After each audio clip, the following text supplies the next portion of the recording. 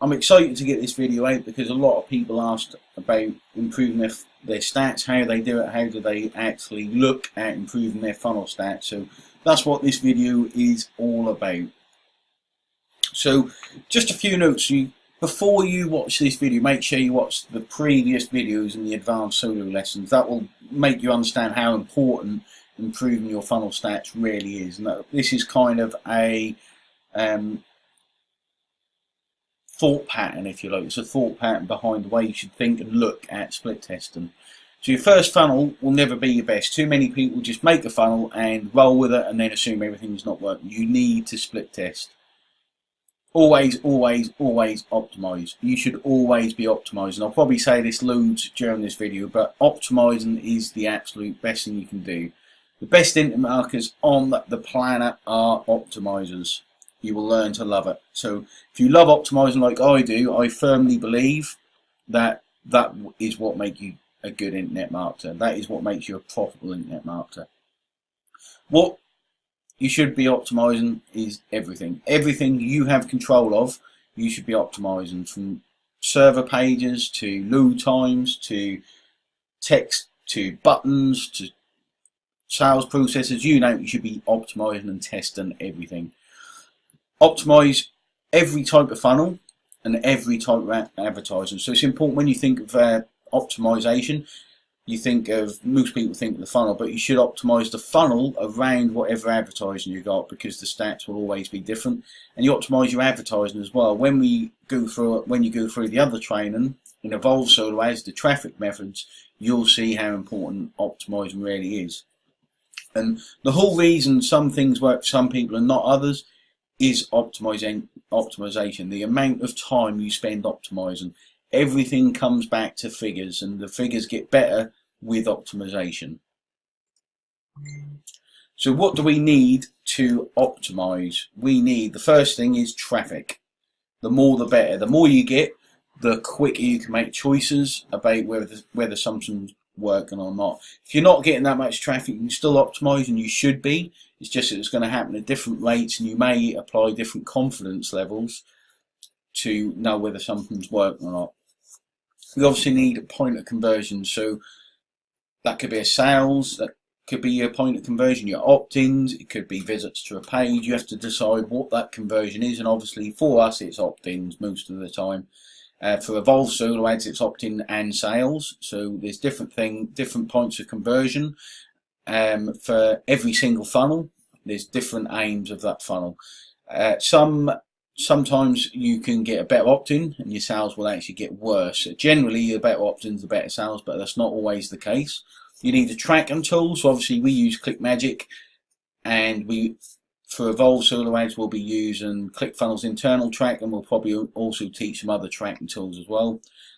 And it's good to have a point of reference. So if you know an average opt-in is 50%, you know that's where you should be aiming for, and you should be aiming to beat it.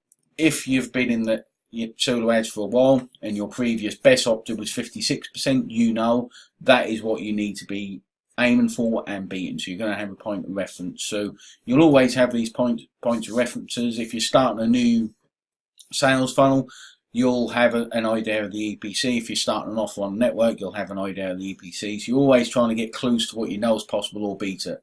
So again, what do we optimize? We optimize absolutely everything. Everything we can, it's important to optimize. It's not just the funnel. The funnel is the first thing you start with, but to get those extra percentages out, you may have to look at other things.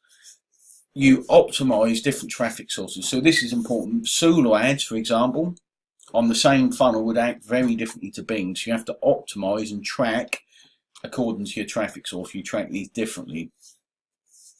But the important things here to get a good idea of the stats are, do not split too many page variations at once. So if you split two at a time, split test two at a time, you can run hundreds of clicks to them pages and get a winner. Right? If you split test 20 at a time, you'll need to send thousands of clicks to find a winner. And over that time, if you're just starting out in solo ads, for example, over that time your traffic sources may vary a lot. and what will happen is some pages will be artificially inflated to have better opt-ins or worse opt-ins than what they would get if you were just split testing two. So I'd recommend always split test, and you'll see as we go through this video, try and split test two variations at a time, maybe three if you've got two similar. Don't split test too many pages in the funnel at once. So don't split test the opt-in page, the sales page, and an OTO. Don't split test them all at once, because what you'll find is your funnel, if you're split testing the opt-in, one certain page with poor opt-ins that you wouldn't keep might actually have a higher sales chance. So it's important to split test one page at a time. You can split test further, but you'd need some different tracking tools to allow you to do that, and you need to track at slightly different levels. So this is kind of for advanced people in solo ads. When we look in Evolve solo ads, there will be some more training on tracking tools and ways you can track it. But my advice is do not split test more than one thing at a time. You don't need to get the results you want in solo ads.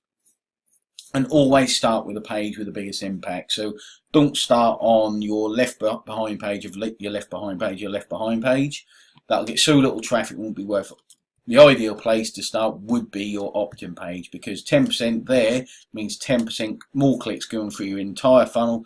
It could mean 10% more subscribers you're going to get. So always start with the opt-in page, but never neglect all the other pages, because 1% somewhere can make the difference between a 99% funnel and 100% of getting your money back in a funnel. So start with the biggest win and then work backwards, and never neglect any page. So this is the way I split test. I have two optimal setups. So I have the initial testing and the ongoing testing.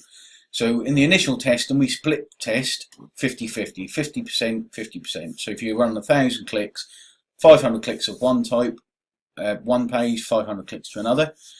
Use pages that give large statistical difference. So visually they look very, very different. Okay, that's the important thing they have, because that will give you big differences in the stats and make you realise what's working. You'll learn from experience what's working faster, and you'll see very quickly what's working faster. And you run as much traffic as possible to get high confidence factor. A confidence factor is basically if you run 100, 200 clicks at one page's got 80%, one's got 20%. You kind of think, well, I can run 2,000 at this and I'm pretty sure the 80% will still win. If you run 50 clicks at a page, at each page, and you've got a 40% and a 42% or 44% opt-in, that's not giving you a high enough confidence that 44% is always going to win. In that sort of scenario, I'd run a lot more clicks to it, and if the stats remain the same, the winner's still the same, I'd choose that as the winner. Obviously, if you're getting a big gap between them on a low amount of clicks, you can have a fairly high confidence factor. There's tools out there that give you a confidence factor, but I think it's better to learn that as time goes on, because things happen in life and you'll need to stick a page and you'll need to make quick choices. You might get a lot of traffic coming through and you have a whole day split testing, you've got 10,000 clicks, you don't want to use the tool, so you literally just have to kind of get things done. The ongoing testing stage is where you split the traffic 40%, 40%, 20%. The 40-40 split test, so that's 80% of the traffic, go to the same page with slight statistical differences. The remaining 20 is to test a brand new page. We do this because what will happen is if you've got 80% going to your best performing pages, you're going to have that 80% traffic is going to convert as best as you possibly can at this stage. The 20%, you'll only lose 20% to a poorer performing page. Hopefully a better performing page, but with all the testing you should be doing to get to this point, it should be a worse performing page.